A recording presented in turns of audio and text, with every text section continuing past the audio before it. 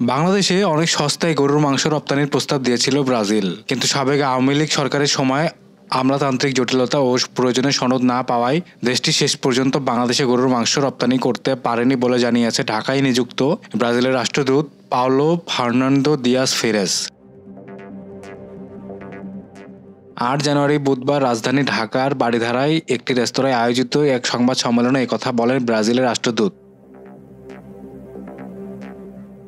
আগামী 15 থেকে 18 জুন ব্রাজিলের সাও পাওলো শহরে অনুষ্ঠিতব্য মেড ইন বাংলাদেশ এক্সপো 2025 উপলক্ষে এই সংবাদ সম্মেলনের আয়োজন করে Brazil Bangladesh chamber of commerce and industry.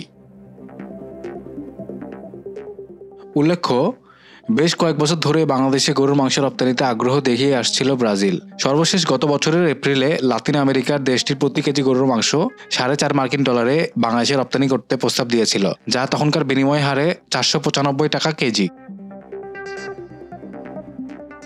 Brazil যখন বাংলাদেশে গরুর মাংস রপ্তানির প্রস্তাব দেয়, তখন ঢাকার বাজারে প্রতি কেজি গরুর মাংস কম বেশি 800 টাকায় বিক্রি হচ্ছিল। বর্তমানে রাজধানীর বাজারে গরুর মাংস প্রতি কেজি 650 থেকে 700 টাকায় বিক্রি হচ্ছে। সংবাদ সম্মেলনে ব্রাজিল রাষ্ট্রদূত পাওলো ফার্নান্দো দিয়াস ফেরেস জানান, ব্রাজিল বিশ্বের সবচেয়ে বড় গরু ও পোলট্রি মাংস উৎপাদনকারী দেশ।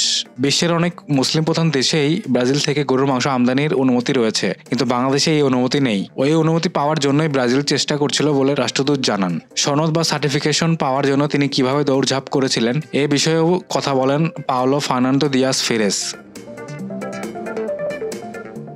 রাষ্ট্রদূত জানান, তিনি প্রথমে প্রাণী সম্পদ মন্ত্রণালয়ে গিয়েছিলেন এই বিষয়ে আলোচনা করার জন্য। সেখান থেকে তাকে বলা হয়েছে বাণিজ্য মন্ত্রণালয়ে যেতে। এরপর বাণিজ্য মন্ত্রণালয়ে যান ব্রাজিলের প্রতিনিধিরা। ফেরেস বলেন, তৎকালীন মন্ত্রণালয়ের কাছে যাওয়ার পর মন্ত্রণালয়ের কর্মকর্তারা বাংলায় লেখা কাগজপত্র দেখিয়ে নানা ধরনের নীতিমালার কথা জানান। তবে আমি এত নীতিমালা বুঝিনি। এক কথায় যেটা বুঝেছি তা হলো তারা অনুমতি দেননি। তবে বিষয়টি এখনো প্রক্রিয়াধীন। আশা করছি শেষ পর্যন্ত অনুমতি পাওয়া যাবে। শুধু দুই দেশের মধ্যে বাণিজ্য নয়, ব্রাজিল বাংলাদেশে নতুন বিনিয়োগ করতে চায় বলেও জানান পাওলো ফার্নান্দো দিয়াস ফেরেস।